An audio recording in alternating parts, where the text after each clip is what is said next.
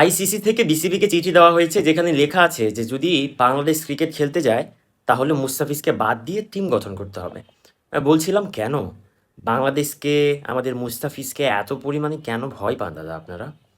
হ্যাঁ, রাজুদের ৩টে পরোটা, আনলিমিটেড সবজি, একটা পেঁয়াজ কুচি খেয়ে খেয়ে কি সব কিছু মাথা খারাপ হয়ে গেছে আপনাদের?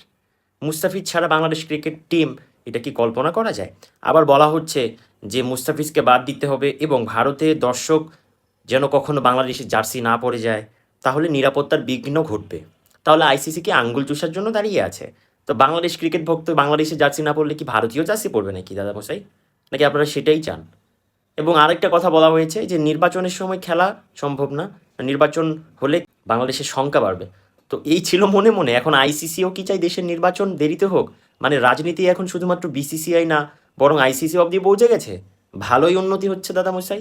তো আমরা বলছিলাম যে দরকার কি, আমরা যাই বাংলাদেশ ক্রিকেট টিম যাবে বাংলাদেশি জার্সি পরে কেন খেলবে? ভারতীয় জার্সি পরে খেললে কেমন হয় বলুন তো? ভালো হবে না?